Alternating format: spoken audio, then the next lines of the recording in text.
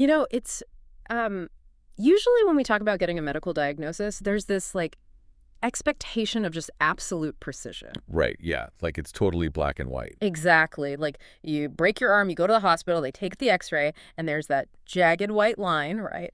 And the doctor just points at it and says, there it is. There is the problem. It's visible. And I mean, more importantly, it gives you this immediate, totally undisputed roadmap for a cure. You just put a cast on it. Right. And we crave that kind of categorization, especially when something is, fundamentally wrong and causing us pain. Mm. We want a clear villain, a clear break. We want that single jagged line to point at. We really do. Yeah. But then you step out of the hospital and into the world of diagnosing like a whole society. Oh, yeah. That's a whole different thing. It is. You look at the friction, the ambient anger, that sheer, like, bone-deep exhaustion that really seems to define modern American life right now. And suddenly you realize that X-ray machine is just utterly useless. Totally useless, yeah. Because we are looking at a diagnostic landscape that is completely murky. I mean, everyone you ask has a different chart, different Yeah. prescription. The different jagged line they're pointing at. Exactly. Some say it's entirely economic. Some say, no, it's purely political. Some blame the media. Some blame technology. Because when a society is hurting on a macro level, the symptoms are just everywhere. You literally can't look away from them. But the root cause, Yeah. that remains incredibly elusive. Right. And because that root cause is elusive, the proposed cures, they often end up just, treating a symptom. Or, honestly, worse, they end up exacerbating a completely different symptom. Yeah. Which is exactly why we are diving into the source material we have in front of us today on this deep dive, because we are unpacking a document that it attempts to cut through all of that noise, all of that exhaustion and polarization. It really does take a totally different approach. It offers this completely different kind of diagnostic lens for what ails the country, and it does so by bypassing the usual political and economic talking points entirely. Yeah, it looks past the mechanical levers of society and offers this deeply philosophical, structural, and even spiritual analysis of our current cultural moment. Right, and just to give you, the listener, a clear overview of what we're looking at today, the source we are analyzing is a public message authored by the Baha'is of the United States. And it's titled, A Common Endeavor, Realizing the Promise of America. And what makes this such a fascinating text to dissect is that it frames itself not as this definitive manifesto demanding compliance, right? It's not saying do this or else. Yeah, not at all. It's framed as an open invitation to a very specific kind of thoughtful conversation. And I want to be really clear right off the bat. As we unpack this today, we are approaching this text impartially. We're looking at it as a fascinating sociological and philosophical framework. Right, we aren't here to take sides or endorse a specific theology. Exactly. We're looking at the mechanics of its arguments. We want to know, how does it diagnose the crisis? How does it define human nature?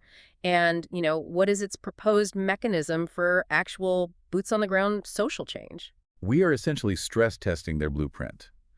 And the text, it starts with a premise that I think requires, very little convincing for anyone who's actually paying attention right now. Oh, for sure. It points out that a vast number of Americans are simply exhausted, just totally disillusioned by constant conflict. It notes this pervasive atmosphere of anger, despair, and apathy. Yeah, and I found their observation about public discourse particularly sharp. Like, the text notes how the things we see on the news or on our social media feeds, they actually feed this anxiety. It creates this closed loop of outrage. Right, the feedback loop. But then it makes this really crucial distinction between the loud public narrative and the quiet private reality. It suggests that all this anxious public discourse, it actually obscures a widespread, genuine desire among everyday people to transcend the division. Yeah, it argues that the loudest voices do not represent the deepest desires of the populace. Which is such a relief to hear, honestly. It is. It says that driven by this underlying desire for cohesion, individuals from completely different backgrounds are already arising to serve common aims. We just don't always see it. Because the lens of our public sphere is so heavily incentivized to focus on the fracture, right? Rather than the binding. Exactly. Anger gets clicks, binding doesn't. So true. And to understand why this current fracture feels so uniquely devastating, the document actually grounds its analysis in the foundational ideals of the country. Right, it's back. It points out that America was built on shared human aspirations: freedom, equality, justice. And the text notes that the Baha'i sacred scriptures actually envision a destiny for America that exceeds the principles of its founding. But it pairs that soaring, almost utopian vision with a very grounded, sober recognition of the gravity of our current setbacks. It's not looking at the world through rose-colored glasses. Right. And this is where we reach the core of their diagnosis, I think, and where it significantly diverges from your typical mainstream commentary. Oh, absolutely. Because the text argues that there is a fundamentally moral and spiritual dimension to the task of shedding the ills that blight our society. Yeah. It asserts that we can only move toward that high destiny to the extent that we work together to overcome what it explicitly calls, and I quote, spiritual and social maladies. Okay, let's unpack this for a second, because this is a major pivot. It is. I mean, if you ask a pundit on TV why society is struggling, they point to policy, right? They point to inflation or gerrymandering or algorithms. There's exactly mechanical stuff. So blaming spiritual maladies runs the risk of sounding like, well, like we are dodging the real, tangible economic and structural problems. To play devil's advocate, it almost sounds too abstract. Like, how does a spiritual malady fix a pothole or a broken healthcare system? Right. It can definitely sound abstract if we don't define what they mean by the word spiritual. Okay. The text doesn't use the word to mean something mystical or, detached from reality. It uses it to describe the foundational values and internal postures that actually dictate human behavior. Like the root code. Yes. And it lists these maladies quite specifically. It calls out excessive materialism, corruption, racism, and the mistreatment and exploitation of vulnerable groups. So in this framework, racism isn't just a systemic flaw or a historical hangover, it's a spiritual sickness. Exactly that. Think of it like a house with a crumbling foundation. You can paint the walls. Which would be like passing new economic policies, right? Right. And you can replace the windows, which might be akin to electing new leaders. And those things are necessary, obviously. But if there are termites in the foundation, the house is still going to collapse. Wow, yeah. The text is arguing that excessive materialism and racism, they are the termites. They are a rot at the absolute level of human motivation and connection. Because if you don't address the rot, any structural changes you make will eventually fail. The people operating within those structures are still operating from a place of sickness. Right, the new system gets corrupted by the old sickness. That significantly changes how you view a concept like justice, actually. How so? Well, we usually treat justice as a legal term, right? If justice is just a legal concept, you hire a lawyer, you pass a law, you create a regulation. But the text explicitly says that freedom, equality, and justice are moral and spiritual principles. Yes. And if justice is a spiritual principle, it demands internal alignment from the citizen, not just external compliance with a law. Right. You can create laws against discriminatory practices, and you absolutely must, but all alone doesn't cure the prejudice in a human heart. It just suppresses its outward expression through the threat of punishment. Right, which means the prejudice is still there. It's just waiting to find a new, legally permissible way to manifest. Precisely. The infection mutates. And that is why the text insists that these legal concepts, they have to stand alongside internal values. Things like moral courage, trustworthiness, generosity, integrity, and love. Love. That is a word you rarely see in a serious sociological analysis of national crises. Almost never. It's usually dismissed as too soft, Yeah. too naive for real politics. It is often dismissed, yeah. But this framework insists that love and moral courage are humanity's spiritual heritage. And they are practical necessities for survival. Practical necessities, not just nice to haves. Exactly, because without them, the legal frameworks of justice and equality, they eventually ring hollow and they just collapse under the weight of human selfishness. So we had this diagnosis, right? The American body politic is suffering from a structural rot of spiritual maladies, things like materialism and racism. And the cure requires a fresh expression of moral courage and love. Right. That sounds beautiful. I mean, it really does. But it also sounds monumental. I mean, how do you even begin to operationalize a cure like that across a nation of hundreds of millions of people? Well, the document addresses this directly. It argues that the prerequisite for curing these maladies is a fundamental shift in how we view ourselves and how we view each other. Okay. The core requirement for true prosperity, according to the text, is the active recognition that all people belong to one human family. Ah, the principle of oneness. Yeah. But we have to be careful here because oneness is a term that's loaded with a lot of baggage. Oh, definitely. For a lot of people, oneness sounds like erasure. It sounds like uniformity, like we all need to melt down into this homogeneous block where everyone holds the exact same beliefs and acts the exact same way. Yeah, and the text actually anticipates that fear. It explicitly rejects it. It states clearly that oneness is not based on uniformity. Okay, that's important. It actually draws on the Latin phrase found on the Great Seal of the United States. E pluribus unum. Out of many, one. The argument here is that true oneness actually embraces and nurtures the diverse expressions of our common humanity. It requires diversity to function. I see the logic, but let me push back on this a little bit. Because evolutionary biology and honestly a lot of modern psychology would argue that tribalism, which is the very opposite of oneness, is actually our natural state. Right, the survival instinct. Yeah. We are hardwired to fear the other because for thousands of years, the other competing for resources meant death. So isn't this document asking us to act against our own human nature? That is the dominant cynical view today, yes. That dog-eat-dog, inherently tribal worldview. But this text offers a radical counter-narrative. It contains a really striking phrase. It states that prejudices of any kind are a distortion of the human spirit, not its essential nature. Oh, wow. A distortion. So not a feature, but a bug. Exactly. It asserts that our essential nature is collaborative and connected. The tribalism and prejudice we see, those are acquired illnesses. They're distortions caused by those spiritual maladies we just discussed. That's a huge paradigm shift. And because prejudice is a distortion, it is not permanent. It can be unlearned. And frankly, it must be unlearned for us to thrive. Because the text argues we have reached a point in our development where we can only thrive in unity. And when they talk about thriving, they bring up this incredible paradox regarding America's history of enterprise. Yes, the material progress. Right. The text acknowledges the massive innovations we've had in technology, industry, and commerce. I mean, we mapped the human genome. We put a supercomputer in every pocket. We are looking at the dawn of artificial intelligence. The material achievements are just undeniable. But the text bluntly states that these material achievements, while fundamentally altering how we live, they have not yielded shared prosperity. No, not at all. We have unprecedented wealth and technological capability, but it's existing right alongside deepening inequality, massive social isolation, and just widespread despair. It makes me think of a smartphone. Okay, go on. Imagine you have a phone, and every year the tech companies give you this massive hardware upgrade. You get a faster processor, a brighter screen, a better camera. That's our technology, our industry, right? We keep upgrading the hardware of society at an astonishing rate. Right. But the operating system running on that phone is corrupted with malware. Oh, I see where you're going with this. In this analogy, the malware is the excessive materialism, the corruption, the structural racism. That analogy tracks perfectly. Because if you don't fix the operating system, if you don't align the software with moral and spiritual principles, having a faster processor just means the malware can crash your phone even faster. Yes. It amplifies the damage. Exactly.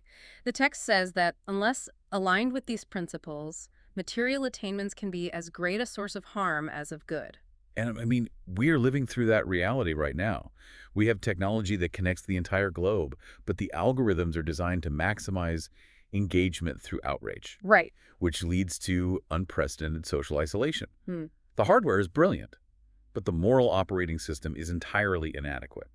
The text argues that our challenge is to focus our innovation not just on material advancement, but on the spiritual and moral dimensions of change. And whenever you introduce the spiritual dimension into a conversation about societal change, you inevitably have to grapple with the role of religion. Of course. And in modern discourse, religion is often seen as part of the malware. It's seen as a source of division, not unity. The document handles this with significant nuance, actually. It doesn't sweep the failures of religion under the rug. It acknowledges up front the historical wrongs committed by religious individuals and institutions. So it doesn't pretend religion has a flawless track record of uniting people. No, it confronts that reality head-on. But it argues that despite those deep failures, religious faith, at its absolute best, is a civilizing force. Okay. Throughout history, it has inspired and sustained immense movements for the common good, motivated by a sense of transcendent purpose. The text suggests that religion can bring people together with meaning. It can illumine the sacredness of every soul and teach people to realize their own potential through service to others. Right. And it frames these insights not as dogmatic rules to enforce, but as vital wisdom needed to reconcile the moral, spiritual, and material aspects of life. It invites religion to the table as a source of insight. But it explicitly states that this conversation must include those with secular, spiritual, and religious worldviews. It requires a synthesis of perspectives to build that new operating system. So we have this diagnosis of spiritual maladies, and we have this proposed goal of true oneness and moral alignment. But this is where frameworks like this often lose people. How so? Because it's one thing to philosophize about the oneness of humanity in an academic setting or a podcast studio, but it's another thing entirely to wake up on a Tuesday, go to work, interact with a frustrating neighbor, and actually embody it. Right, the practical application. Yeah. How do we bridge the gap between grand philosophy and everyday reality? This is exactly where the text transitions from analysis to individual agency. It makes a remarkably inclusive claim. It states that everyone, without exception, has a part to play. I noticed how intentionally they phrase this. The text says that regardless of whether your ancestors were the first inhabitants of this land, or were brought here in forced servitude, or came in search of freedom and opportunity, you have a sphere in which you can act. That framing is profound. Mhm. I mean, by listing those three distinct historical origins, indigenous peoples, those who were enslaved, and immigrants, the authors, are holding space for the vastly different, often deeply traumatic ways people arrived in this shared American reality. Yeah, it validates the historical weight of those experiences. But then it pivots. It says, despite those vastly different starting lines and historical bets, every single person alive today possesses agency. No one is sidelined. But within that universal call to action, they carve out a very specific focus on young people. They do? Yeah. They highlight the role of youth. And I have to ask, why? I mean, if everyone has a sphere of action, why single out the youth who typically have the least amount of political or economic power? The text identifies two very practical reasons for focusing on youth.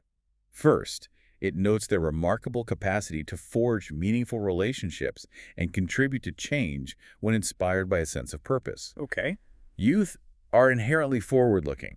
Their mental models haven't entirely hardened into the cynical, rigid patterns of older generations, They're just more willing to experiment with new ways of interacting. Right. They haven't spent 40 years accepting that this is just the way things are. Exactly. But the second reason is even more compelling, I think.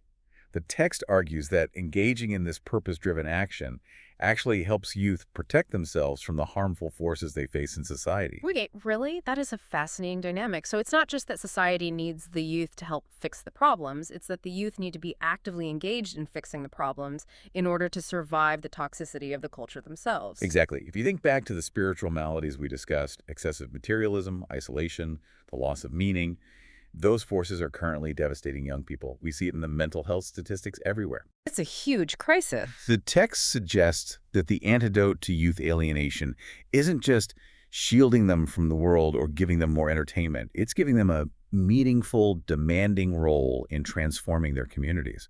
So what does that transformation actually look like, say, on a Tuesday morning? You read all these grand ideas about spiritual renewal, and you sort of expect the text to call for a massive march on Washington or the formation of a new political party or some viral digital campaign.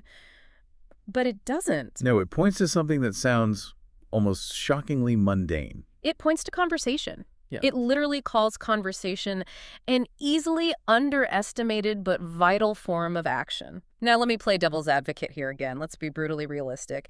Is a polite conversation with my neighbor really going to dismantle systemic inequality? And I don't have to tell Is talking going to fix gerrymandering or corporate corruption? I mean, it sounds a bit like putting a Band-Aid on a bullet wound, doesn't it? that is the completely natural reaction. Yeah. Because we are conditioned to view conversation as a mere prelude to action, or sometimes as a substitute for it. Right. We think of it as just talk. Right. Talk is cheap, as they say. But this framework elevates a very specific kind of conversation to the status of a primary mechanism for structural change.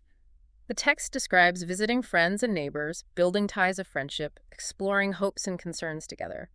But it comes with strict conditions, right? Very strict. It says these conversations must be carried out with goodwill, fair-mindedness, a desire to learn, and love. And to explain why this works, the document includes a direct quote from the Baha'i writings that explores the actual mechanics of this process. It describes a divine love ablaze in a community and says this love is disseminated through intimate conversations. Intimate conversations, not debates, not arguments on Twitter, not trying to win a point. No. And the text claims these intimate conversations achieve three specific things. First, They create new susceptibilities in human hearts. Second, they open minds to moral persuasion. And third, and this addresses your pushback about systemic inequality, they loosen the hold of biased norms and social systems so that they can gradually take on a new form. Okay, let's look at the nuts and bolts of that claim, the physics of it. How does a conversation loosen a system?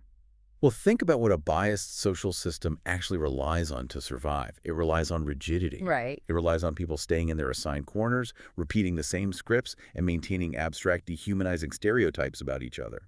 It requires us to not really know each other. Because the moment you actually know someone, the stereotype starts to fail. Precisely. An intimate conversation, conducted with genuine curiosity and love, it acts as a solvent on that rigidity. When you sit across from someone and truly listen to their fears, their hopes, their reality, their humanity becomes undeniable. The abstract stereotypes, what we call the malware earlier, they begin to crack. Yes. And as individual hearts become susceptible to this reality, the larger social system loses the unquestioning compliance it needs to operate. So it dismantles the system from the inside out. You don't necessarily break it with a sledgehammer from the outside. You dissolve the glue holding it together by changing the individuals who comprise it. That's exactly it. It's a completely decentralized model for revolution. It doesn't require funding or a permit. Which is why this work happens in unassuming settings at the grassroots. When individual conversations begin to multiply, they naturally evolve into collective action. People start asking, okay, now that we recognize our oneness, what do we do about our neighborhood? And the document paints a picture of what happens when contributors from entirely different backgrounds, differing in race, politics, culture, economics, come together to pursue shared goals. Yeah. It calls this the grassroots laboratory. And this is where the theory is violently tested by reality. Right. Because bringing diverse people together is a lovely concept, but sustaining it, that is incredibly difficult. Friction is guaranteed. Oh, absolutely. The text says these diverse groups consult to bridge differences, reconcile perspectives, and make collective decisions. They learn their way forward. I love that phrase, by the way. Learn their way forward. It implies a lack of certainty. It demands profound humility. The text deliberately states that these grassroots groups do not have all the answers. That is so rare in any public document analyzing societal crises. Usually, the entire purpose of a manifesto is to loudly announce that the authors have discovered the ultimate, infallible solution, and the rest of us just need to fall in line, right? Yeah, we live in an era characterized by the arrogance of certitude. Every pundit on television is absolutely certain they know exactly how to fix the economy, fix education, fix the world. And that arrogance of certitude is deeply polarizing because it leaves no room for discovery or shared creation. This text flips that dynamic entirely. It says, the people doing the most vital work on the ground do not have the answers, but they have the right questions. Yeah, and it actually lists 6 core questions that these communities are grappling with. And rather than just, reading through them quickly, I want us to really dissect the sociological depth of each one, because they form this sequential blueprint for building a new reality. Let's do it. So the first question they are wrestling with is, how do we foster faith in the capacity of all so that everyone's contributions are sincerely welcomed and encouraged? This directly challenges the myth of meritocracy and the inherent elitism in how we organize society. Right. We are deeply conditioned to believe that only the experts, highly educated, the wealthy, the conventionally successful, have the capacity to lead or contribute meaningfully to solving problems. We look for the smartest person in the room to formulate a plan and just dictate it to everyone else. It's like an extraction model. We try to extract the most value from the top 5% of performers. Right, and this question asks how we completely dismantle that habit. How do you build a neighborhood culture where you genuinely believe that the teenager struggling in school, or the elderly neighbor who is housebound, or the recent immigrant who doesn't speak fluent English, that they all have a vital, irreplaceable contribution to make? Wow. And further, how do you not just tolerate their presence, but actively design spaces that sincerely welcome and encourage that contribution? It's moving from an extraction model to a cultivation model.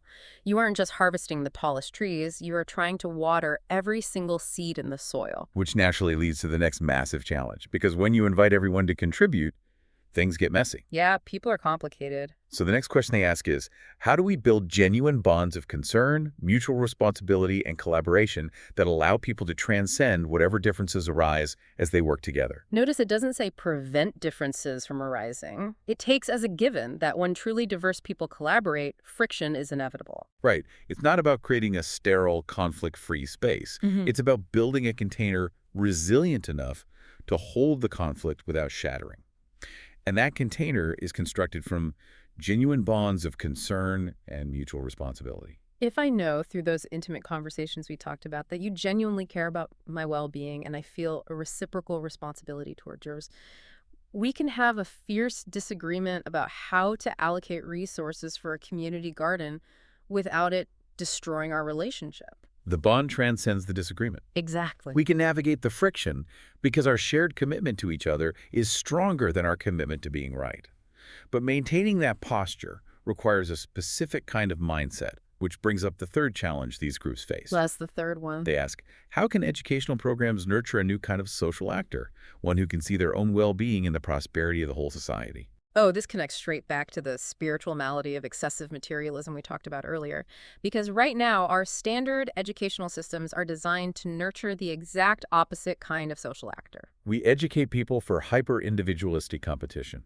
Yes. The curriculum, the grading curves, the standardized tests, they often reinforce a worldview where success is a zero-sum game. You climb the ladder, you secure your own individual success, often at the direct expense of someone else. We measure success by personal accumulation. So this question is asking how we fundamentally rewire the human being through education. Right. How do you raise a child so they possess a bone-deep understanding that they cannot be truly prosperous if the people in the next zip code are starving? It is the intellectual and emotional leap required to realize that individual well-being is inextricably linked to collective well-being. But you cannot produce that kind of social actor if the institutions they operate within are fundamentally corrupt. Which brings us to the fourth question.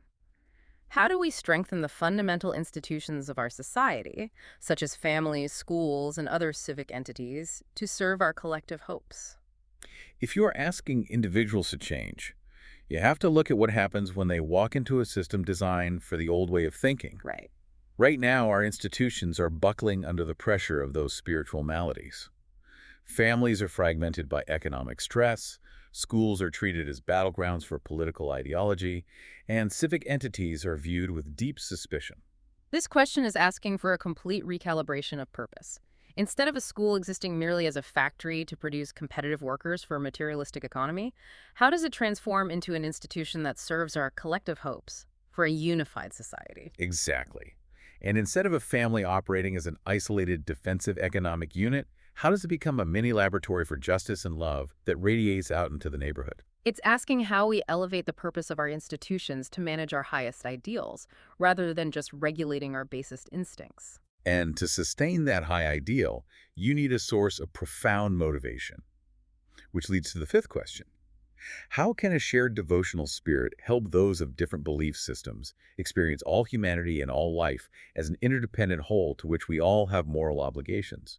A shared devotional spirit. Now, this is addressing the challenge of interfaith and secular harmony, and it's not asking everyone to abandon their theology and adopt some universal religion, right? No, it's asking if it is possible to cultivate a shared sense of reverence. Can the atheist, the Christian, the Muslim, and the agnostic find a shared awe for the sacredness of human life that transcends their specific dogmas? A feeling that we are part of a massive interdependent whole, and therefore we inherently owe something to one another. Because if you truly experience humanity as an interdependent whole, moral obligations cease to be external rules forced upon you. You don't refrain from harming others simply because it's illegal. You refrain because you recognize that harming them is literally harming a part of yourself. Wow. And the logical conclusion of that interdependence extends beyond just human beings. Which brings us to the final question they are asking in these grassroots laboratories. Right. It is, how can that spirit reshape our relationships and our stewardship of the land's resources? It takes the circle of oneness and expands it to its absolute limit, We move from the individual conversation to the community bond, to the institutions, to all of humanity, and now to the physical planet itself. It connects the spiritual malady of materialism directly to our ecological crises. It makes the argument that you cannot claim to have a healthy spiritual or moral life while simultaneously maintaining a toxic, extractive relationship with the earth. Right. If we truly recognize our interdependence, that recognition must dictate how we consume resources, how we treat the environment, and how we steward the land for future generations. The spiritual rot doesn't just tear the social fabric, it quite literally extracts the life from the planet. These 6 questions, they are incredibly dense, but they aren't just abstract thought experiments for academics, right? Not at all. The text is presenting them as the practical curriculum being utilized by ordinary people in living rooms and community centers across the country. By wrestling with the friction of these questions, they are slowly, painstakingly building a new social reality. And after examining this granular neighborhood-level work, the text zooms all the way out to examine the ultimate endgame for the nation. It frames the United States in a very specific global context. It asserts that the U.S. is a microcosm of the world. Because of our history of immigration, our vast diversity, and our complex origins, every tension, every fracture, and every possibility that exists on a global scale exists right here within our borders. We have the whole world represented in our demographics. And the text offers a profound reframing of that reality. We often view our varied demographics, our different races, religions, and political cultures, primarily as a liability. Right. We view them as a fault line, like we are sitting on tectonic plates just waiting for the inevitable earthquake that will tear the nation apart. It's the anxiety of diversity. We fear that our differences make us fragile. But the text reframes this entirely. It acknowledges that these differences are absolutely a source of tension. But it asserts that this tension, rather than being a weakness, is inherently a potent source of creativity and resilience.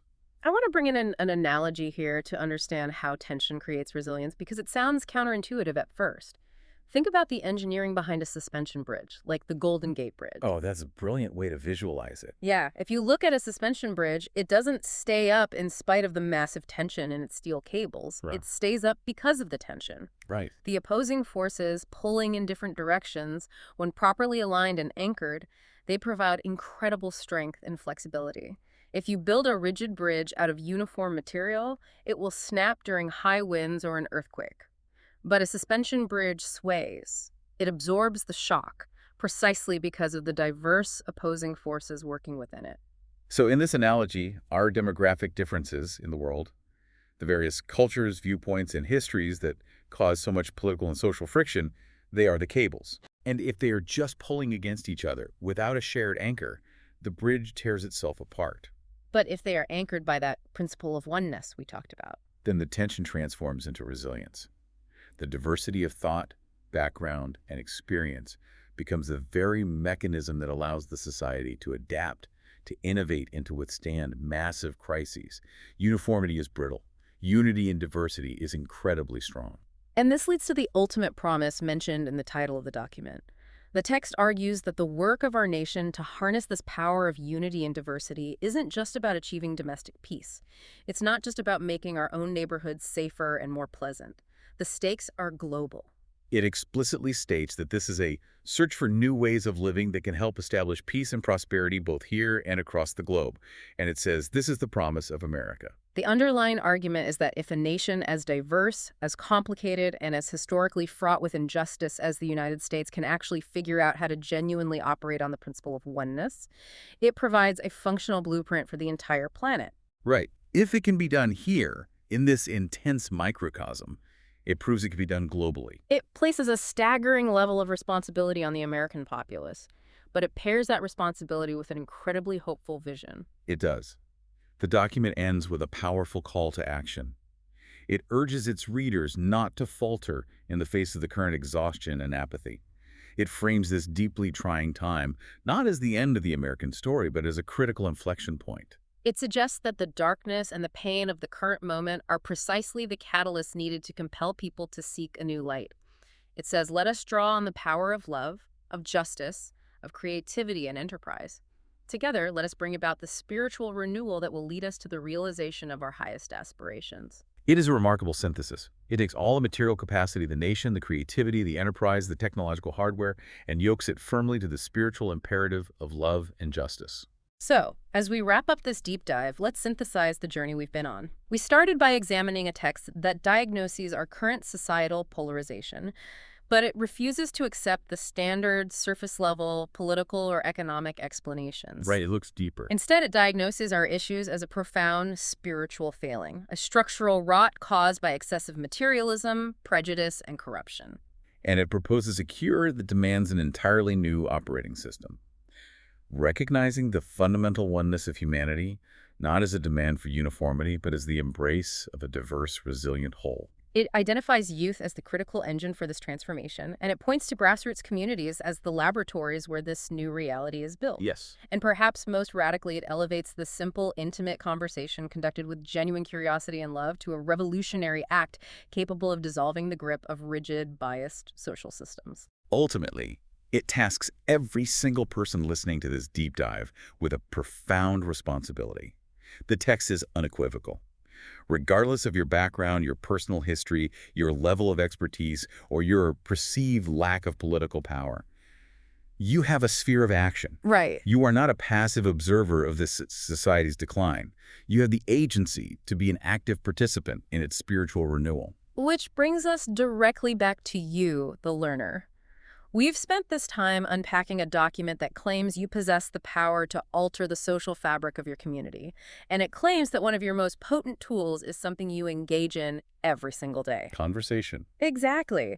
If, as the text suggests, the simple act of conversation, when truly grounded in goodwill, fair-mindedness, and love, is a powerful enough solvent to loosen the grip of systemic bias, I want to leave you with a concrete challenge. Oh, I love a good challenge. Think about your own neighborhood. Think about your workplace or your extended family. Who is the one person or the one specific group that you have actively avoided talking to?